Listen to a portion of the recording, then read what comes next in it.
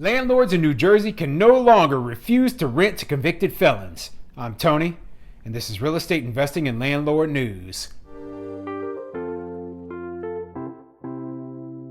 Alright, so I have an article today, and it's really an update to the story that I did a while back about a New Jersey law that would make it a crime, basically, for landlords to deny renting to people who have criminal histories, okay? And that includes people who are fresh out of prison, convicted of felonies, maybe even sex offenders, okay? So no longer can there just be this blanket, hey, I'm not taking anyone who has this kind of sort of criminal history.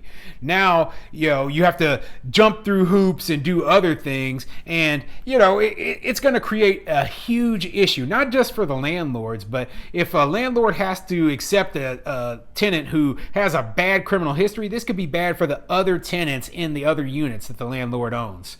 Now, before I get into the article though, go ahead, hit the like and subscribe button, maybe leave a comment down below, and let me know what you think of this sort of law. Do you think it's a good idea to be able to take the discretion away from the landlord in terms of, hey, do I want to rent to these basically criminals? Do I want to rent to criminals and put them in my units? I don't. Okay, I think that's an awful idea. I've made that very, very clear. Tenant screening is one of the strongest tools a landlord has to make sure that they don't get completely screwed over, okay? Anyway, this article is coming from thegothamist.com, and it says, New Jersey landlords can't automatically deny renters based on criminal pasts. New law mandates. And I believe the new law, like a lot of new laws throughout the country, took effect on January 1st. So let's see what the article says. A new law bans New Jersey landlords from asking potential tenants about their criminal histories until after they've conditionally approved their housing applications. The measure, which took effect January 1st, eliminates a key obstacle facing formerly incarcerated people who often struggle to find a place to live.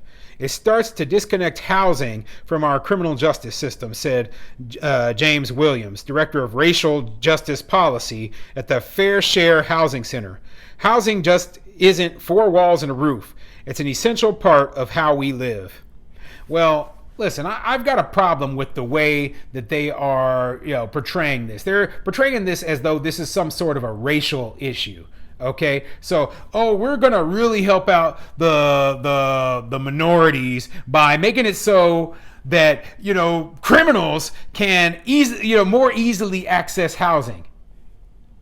Think about how demeaning that is to people who are minorities, okay? As a black man, that is straight up insulting, okay? So they are basically saying that so many black people are locked up in prison that the only way they can get housing. It's like, wait a second here. Look at the statistics. Look at the facts. The grand majority of black men, the grand majority of black people never go to prison, ain't never been in prison, and have no criminal past and no criminal record whatsoever. Now, there are more as a proportion of the population who have, but that doesn't mean that, you need to pass ridiculous laws like this that are insulting to us, okay? Portraying us all as criminals and that we need your help in order to get housing. What a joke. This pisses me off, and I don't like stuff like this because, simply put, instead of focusing your attention on trying to, help out criminals, you need to be working on, hey, maybe we should be talking about skills, education, and improving our economic outlook. Okay? That's the stuff we need to be working on. Give me a freaking break.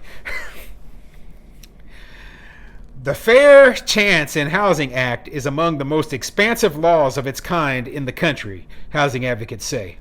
It essentially eliminates automatic denials of housing applicants with criminal records, even after a landlord runs a criminal background check on a potential tenant or inquires about prior convictions. The landlord must explain any subsequent rejections in writing and give potential tenants a chance to contest the facts or show they've rehabilitated. So, reading that there, let's say that you didn't automatically deny the tenant because they have a felony conviction for, let's say, armed robbery. Just as an example, we'll just say, oh, you have a felony conviction for armed robbery, you did 3 years in prison, you just got out. We're not going to automatically deny you, right? So then you run their background and you're like, yeah, we don't want this guy up in our property. Well, you now must explain to the tenant in writing why you rejected them. And the tenant has a chance to say, well, I've been rehabilitated, well, while I was in prison, I found religion, and now now I'm a good person. Like, how are you supposed to prove that? How are you supposed to prove that the tenant isn't rehabilitated? All they have to do is just say that they have been. There's no evidence required on their part. They're putting the landlords in a very bad situation, and I just don't like it. Okay? A landlord and a developer, you're not the Department of Corrections. You're not probation or parole. It's not your job to validate whether or not this person deserves to be in society, Williams said. The state has said they paid their debt, so now let's give them a fair chance to do right. Well, no, you're not the Department of Corrections, okay? Because if you were, then you would be able to put somebody in a halfway house, okay, easily. You'd be able to get housing for this person easily. You're a business owner, and you have the right to refuse service to who you choose. You don't have to. Oh, you know what? I just have to take this ex-con into my. This person's a kleptomaniac, loves to steal, or this person's an arsonist. Loves to burn stuff down. But I have to house this person. This person's a sex offender. I'm gonna put him right in this unit next to all these children. No, you don't have to do that. That is completely ridiculous. Okay, I am so opposed to this law. It just makes no sense to me whatsoever, and I've seen this law proposed in other places throughout the country. I think New York, California, it obviously the more liberal places are proposing this kind of stuff because, hey, now it has become, hey, let's make it easier for criminals. We gotta make life easier for criminals. Okay, no, it's not right that they are suffering. Oh no, this guy who went to prison. Nobody goes to prison on one little small marijuana possession charge. Okay, it doesn't happen. Okay, I am in the courts all the time. I am a law enforcement officer. I see it. You have to really, really screw up. You have to really, really do something bad to end up in prison. And landlords, we're not rejecting people for minor offenses, okay? We're rejecting people to cover our own butts, okay? What we're trying to do is protect our investment. We're trying to make sure that, hey, our properties aren't damaged, our other tenants aren't scared, we're not personally threatened. That's another thing. I keep reading about how landlords are getting attacked, landlords are getting killed, and there's horrible cases of this stuff happening all over the country. Yet you're telling me that maybe I have to house a violent criminal in my building? Why? Okay, this is ridiculous. Landlords can still reject applicants convicted of murder or kidnapping. Other convictions can only be cited as a reason for denial within a certain time frame, depending on the crime. More serious offenses like carjacking can be considered within a 6-year window. Offenses considered less serious, including assaults, have a 1-year consideration period. Even then, a landlord must fill out a form explaining why a person's conviction is enough to deny them housing or how it poses a safety risk to others, new state rules show. So yeah, only murder or kidnapping can be instantly denied. Nothing about the other R, the one that involves women. Okay, nothing about crimes against children. We'll just say it like that.